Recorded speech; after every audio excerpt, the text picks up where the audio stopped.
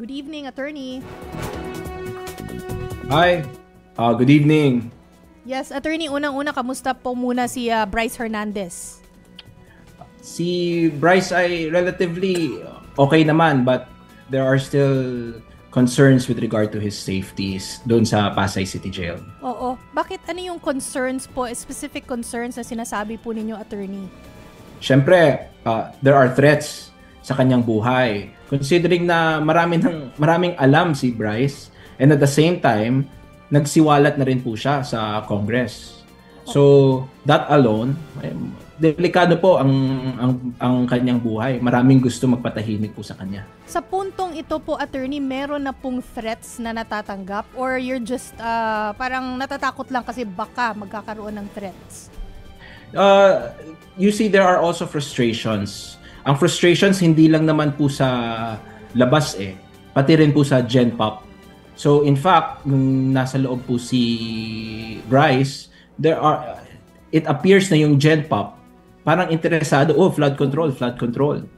So there is fear. And at the same time, doon po sa kanyang tinutulugan, may mga sumisigaw din po. Flood control. I just really have to get the specifics, but there are threats. Okay. So, ibig sabihin, wala pang malinaw na partikular na banta sa buhay ni Bryce. Walang specific. Meron. Malinaw ang threat. In fact, even Congress, sabi rin ni Congressman Ridon, affirms the actual threat. Sinabi niya mismo sa kanyang press con, if I'm not mistaken, malaking banta sa buhay niya pag nalipat sa Pasay City Jail. Saan nanggagaling po itong threat na sinasabi ninyo? When you say Gen Pop, are you referring to general population? Yes. So, saan po nanggagaling? As in general population? So, general population. You see, nakapasok po ako dyan sa kulungan. Pagpasok mo, makakasalubong mo po lahat ng Gen Pop And if hindi sa Pasay, saan nyo po gustong makulong itong si Bryce? Una, hindi po namin gusto makulong. Okay? But between the two options, which is yung PNP Custodial Facility and Pasay City Jail, mas okay na po sa Pasay City ay sa PNP Custodial Facility. Kasi you feel na mas secure si Bryce doon. Definitely, kasi he is not with the Gen Pop Oo. Kasi dito sa Pasay City Jail, kasama niya yung mga akusado and there are convicted people there.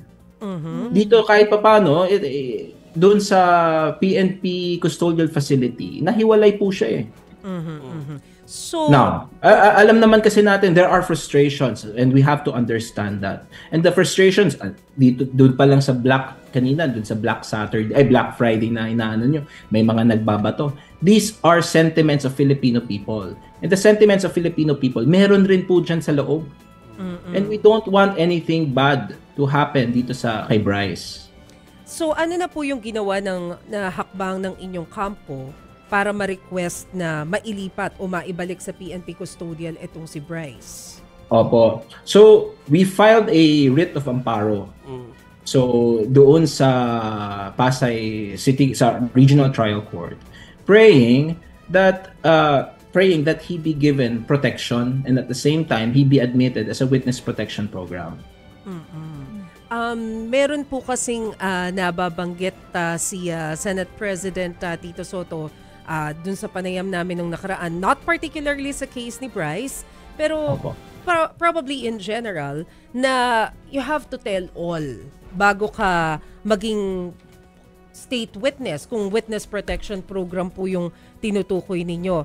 Na willing po bang mag-tell all itong si Bryce? My client understood that. Naglabas na siya Sinimulan na niya. Now, the only problem is, at the time nung sinimulan niya, he was at the custody ng Senate. He had no lawyers, he had just himself. Ang ginawa niya, nagmuni-muni, nagsulat dun sa kanyang notebook ng kanyang nalalaman, and then he decided to divulge it sa Congress. And that decision came nung nandun siya sa Senate. With regard to those decision to tell all, hindi pa po tapos. Because if you can listen to sa sinabi niya po doon sa sinabi niya sa Congress, he wanted to confer with his lawyers in order to divulge or share to the public what he knows. So, Attorney, ngayon nagbago na yung liderato sa Senado at saka doon sa Blue Ribbon, yung bang tell-all na yon ay exclusive doon sa lower house o tingin mo sa Senado ay pwede na niyang sabihin yan? You know, to be honest, hindi rin tayo sigurado kasi because of the situation is in right now. Again, na-mention ko, nagduda siya eh. Sabi, tama ba ang decision ko? Bakit nagsalita ako? Tapos kinulong rin lang ako? This is a sentiment that we are trying to avoid. So, we'll see. I have to talk to him and he has to make a decision. Attorney, hindi lang ako updated. Na-freeze na ba yung assets ni or bank accounts ni Bryce Hernandez? Pareho po tayo, hindi rin po tayo updated. Oo. So, hindi niyo nakita, Attorney, sorry, babalikan ko lang after nung tanong ni Chicky. Babalikan ko lang yung yung readiness niya to tell all. Hindi niyo nakuha yung ganun dating sa inyong kliyente na si Bryce na baka kasi parang lumalabas sa pinanood namin itong week na to, willing sa doon sa lower house eh. Kaya lang alam natin ang next na investigasyon mangyayari sa Senado eh.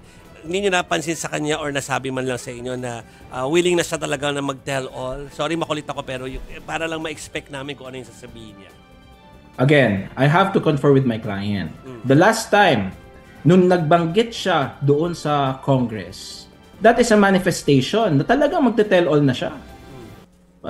But we have to confer again and I have to confirm with my client whether he is still pursuing this action. So, meaning, ginagawa niyo po ba itong condition for the detention cell, the area kung saan magstay si Bryce for him to tell everything? No, what I'm trying to say is there are challenges when I try to speak with my client. Him being nasa Pasay City Jail is already a challenge. And the concern every time I visit is his safety. It's not the drafting of whatever affidavit.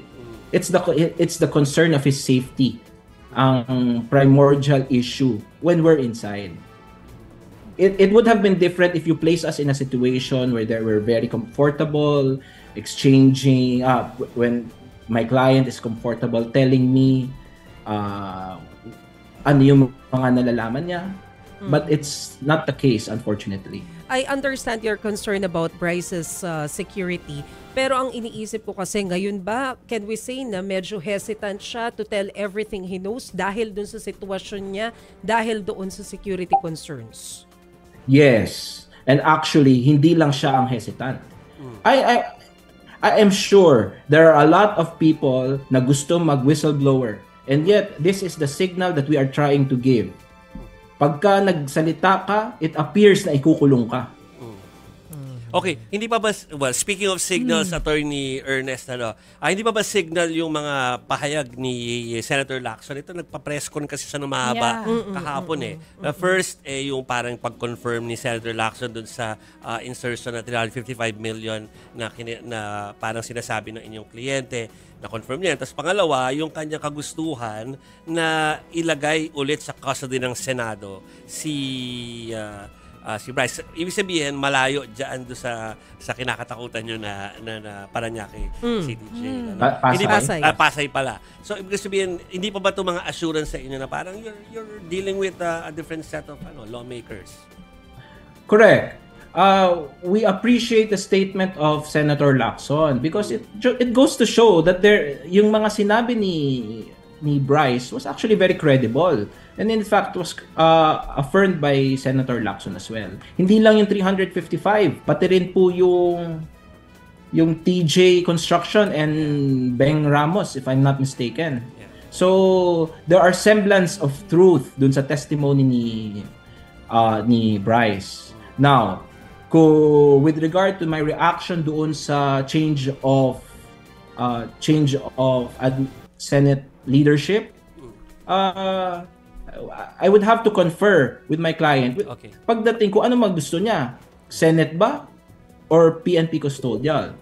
But, ako, in my opinion, mas okay na ata sana ang Senate, considering na yung mga threats na nakikita natin kumpara sa nangyayari sa Pasay. Kumpara sa kung saan siya naroon ngayon, which is yes. Pasay. It's the Pasay City Jail. The public has to be aware of how dangerous it is there. Okay? Now, go ahead. Nang nandyan si Bryce, we don't want anything to happen to him because of what he knows. You're comparing it, attorney, yung detention sa Pasay City Jail versus the Senate. Sabi mo mas okay na sa Senate. Pero Senate versus PNP? No. The problem naman po sa Senate is with regard to the influence. Influence na pwedeng baka magkaroon ng intimidation, baka magkaroon ng threat of powerful people. We respected the decision of both the House of Representatives and the Senate President when they decided to transfer Bryce PNP custodial facility. I think that, and I believe that was a neutral ground for both. Yeah, before ako pumunta sa last question naalala ko lang yung sagot ni Bryce doon sa Congress nung unang tanong sa kanya Sabi niya, kamusta siya doon sa Senate? Sabi niya, aircon doon. So, anyway, papunta ako doon sa last question kasi naging trending tong yearbook issue na to. Natanong mo ba yung kliyente mo, attorney? Ako sa yearbook? Opo. Sinabi ko po sa kanya, kaklase mo pala si kabatchmate o ka-schoolmate mo pala si Redon. Nagulat po siya, taga Lourdes po ba 'yon? he didn't know. So hindi niya kilala si Redon. And it's funny, bakit nagiging issue pa siya? Regardless, kahit ba magkakilala sila or what, that was ilan years ago. But when I confronted my client and asking him about it, he didn't know. Parang sabi niya dun, stay out of trouble. Diba? Na-trouble pa ngayon. Same sila ni Kong Terry na sinabi, diba, na hindi nga daw sila magkaibigan o close o ganun. Pero ngayon, kamusta yung visiting rights po, attorney, or communication with the family ni Bryce Hernandez? Now, the lawyers, 24 hours naman po kami. Ang family, I think, if I'm not mistaken, may specific time na pwede sila mag-visit. At least may ganon, communication. Opo, so every now and then we do send lawyers to visit him and check on him because we really are concerned for his safety. Yes. Papahabol lamang, attorney. Opo. Nung simula nung magstay etong si Bryce doon sa Pasay, was there an incident na may inmate doon na talagang direkta nang nakipag-usap sa kanya? Meron pa siya na kwento na nagganon? Wala namang direkta. Wala naman pong direktang nakipag-usap sa kanya. So ano pala yung threats po? Sabi nyo kanina may specific threats. Ano pala yung threats na natatanggap po? Mga parinig. Mga parinig. Mga parinig ng GenPop. Gine-generalize ko yan, GenPop. Kasi ang daming tao Sila nagsisigawan Okay. Okay.